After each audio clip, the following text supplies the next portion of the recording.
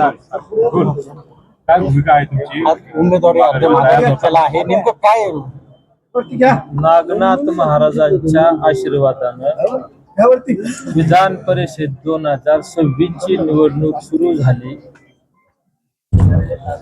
वंचित आणि अपक्षांच्या मदतीनं कोणाच्याही नेते मंडळीच्या आशीर्वादाशिवाय युतीचे नेते मंडळी आणि आघाडीचे नेते मंडळी यांच्या विचाराच्या शिवाय मी अपक्ष म्हणून अर्ज भरलेला होता.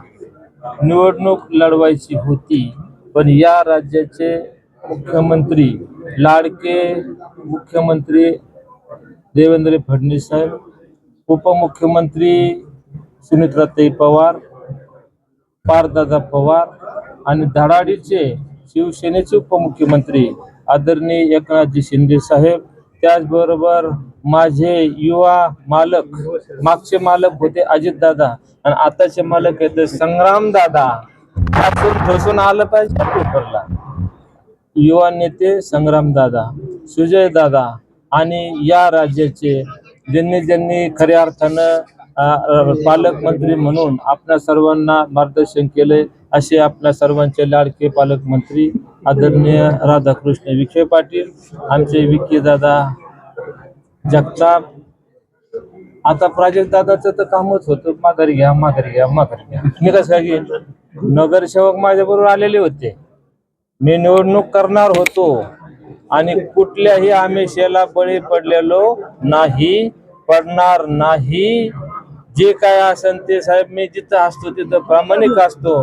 धनंजय जाधव आणि स्वप्नीलराव निखिलजी वारे उद्योगपती म्हणून खऱ्या अर्थानं ते आमचे फार सहकारी आहे.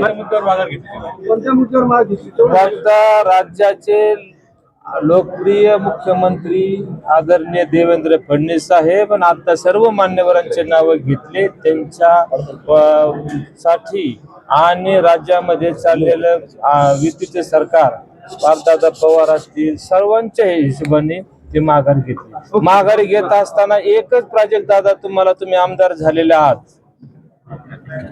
तुम्हाला आता बाहेरवाड्याच्या यावं लागत आहे.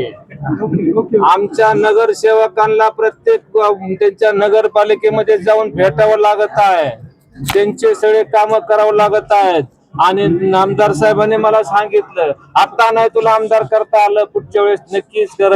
बघू आता साहेब आपल्याला आमदार कधी करणार आहे. दबाव आता गेला का? दबाव म्हणजे माझा दादा मागच आणि आता काय दबाव राहता. फक्त प्राजक्त दादांना हात जोडून विनंती, माझ्या नगरसेवकांना न्याय द्या, काम द्या आणि त्यांना इकडे गेलेत म्हणून काय रागवू नका. धन्यवाद.